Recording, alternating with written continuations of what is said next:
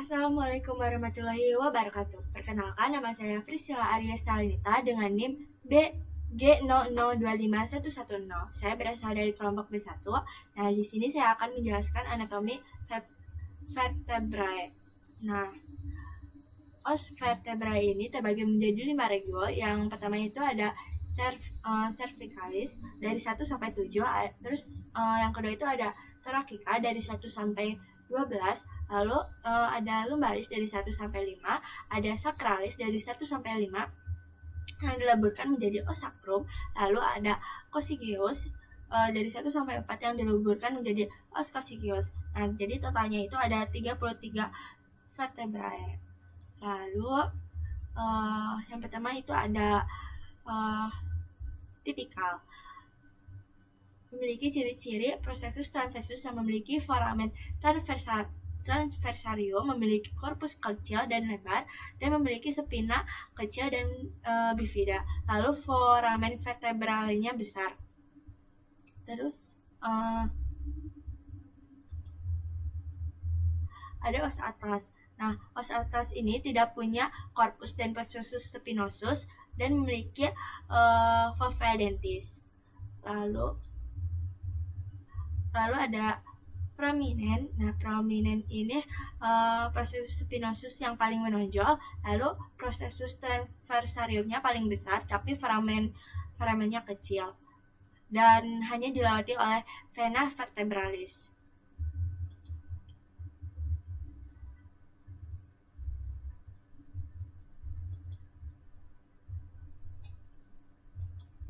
Lalu ada vertebrae thoracica.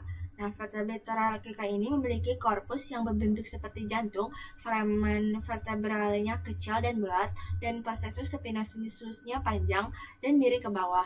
Lalu khusus untuk vertebrae thoracica 7 memiliki processus transversus yang terbagi menjadi 3 tonjolan, yaitu ada tuberculum superior yang berada di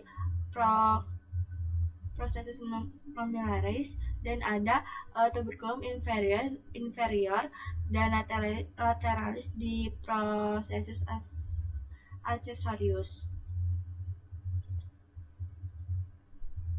Nah, selanjutnya itu ada vertebrae lumbalis. Korpusnya itu besar dan bentuknya itu seperti ginjal, tidak memiliki foramen transversium. Lalu foramina vertebralnya seperti segitiga, pediculusnya kuat dan laminanya tebal. Lalu khusus vertebrae lumbalis 5 memiliki processus spinosus kecil dan pada bagian ventral corpus lebih rendah dari dorsal dan kadang melekat pada sacrum. Pada vertebrae lumbalis 5 ini juga terdapat pelekat ligamentum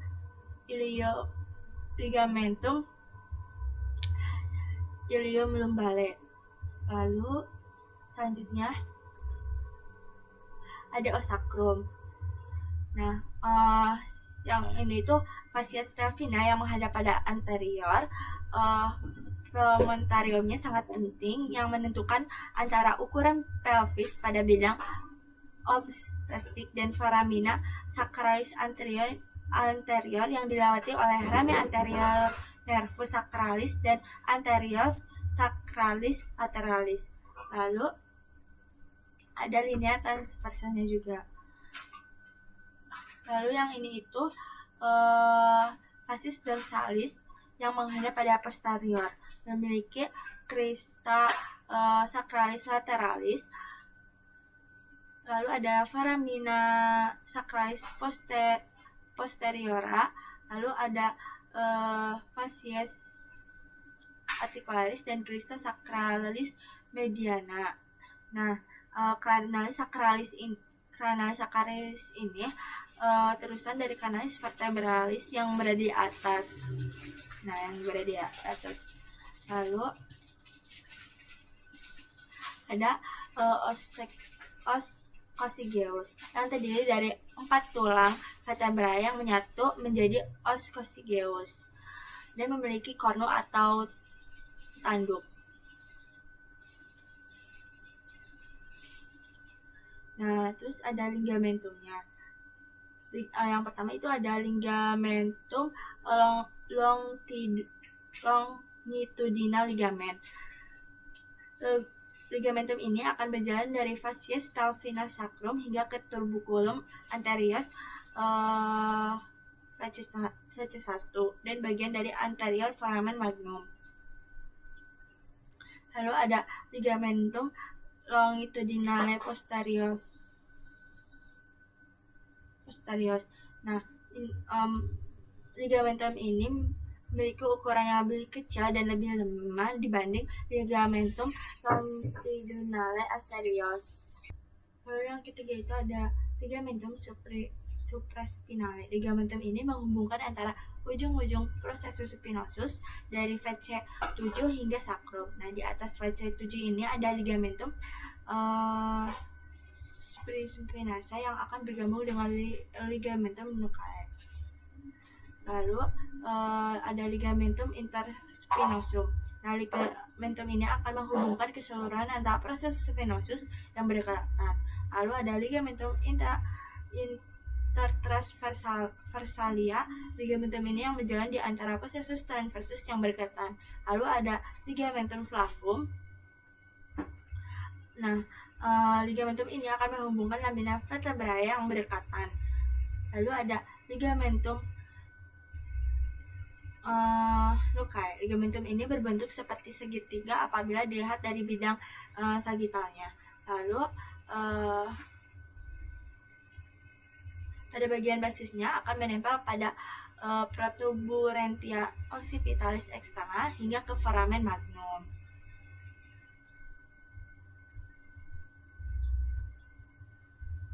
Selanjutnya ada articulatio. Nah, yang pertama itu ada articulatio zygapophysialis. Zygapophysialis ini merupakan suatu persendian yang terbentuk dari processus articularis superior suatu vertebrae dengan processus articularis inferior vertebrae di atasnya. Lalu yang kedua itu ada articulatio uncovertebralis. Nah, articulatio ini merupakan suatu persendian yang terbentuk dari processus uncinati dari VC3.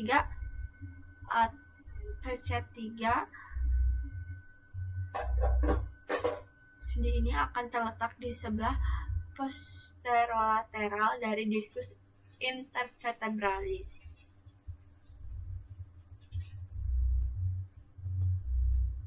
Lalu ada articulatio atlanto-occipitalis. Articulatio ini terbentuk dari fascies articularis superior os atlas dengan condiculis occipitalis. Lalu ada juga articulatio atlantosialis. Nah, articulatio ini terbentuk dari os atas dengan os aksis. Lalu, di sini saya akan menjelaskan plexus brachialis. Plexus brachialis ini terbagi menjadi 3 fasciculus. Yang pertama itu ada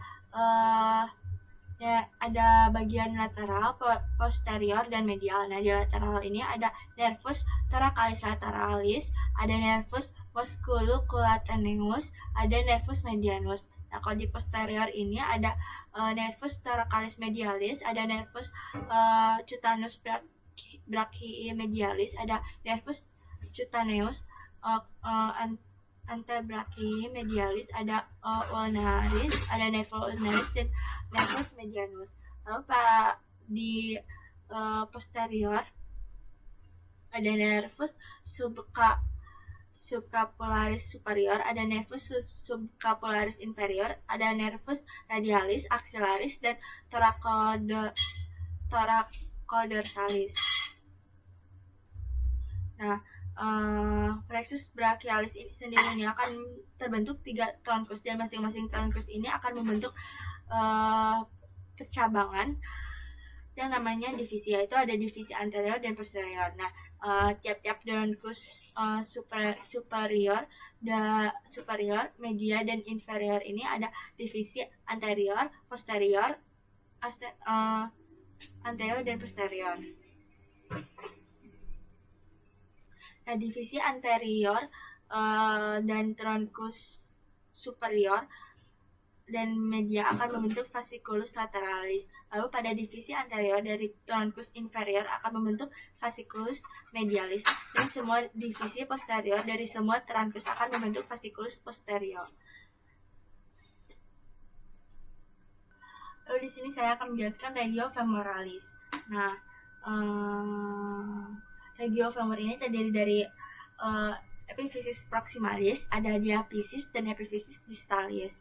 Lalu pada epiphysis proximalis ini ada caput femoris yang akan bersendi dengan acetabulum yang membentuk articulatio coccyx. Ya, pada diaphysis ada linea aspera yang terbentuk dari labium laterale dan labium mediale.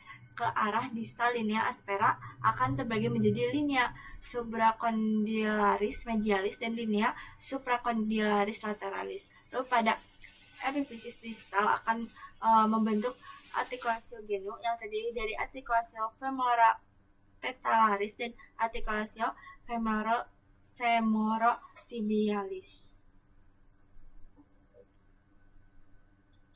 Lalu ada musculi iliopsoas. Nah, musculi iliopsoas ini terbagi menjadi dua, ada musculi psoas major dan ada musculi iliacus. Nah, pada musculi iliacus ini berada pada origo fossa iliaca dan diinervasi oleh nervus femoralis. Lalu pada musculi psoas major ini berada pada bagian plexus transversus corpus dan discus intervertebrale, lalu diinervasi oleh plexus lumbalis.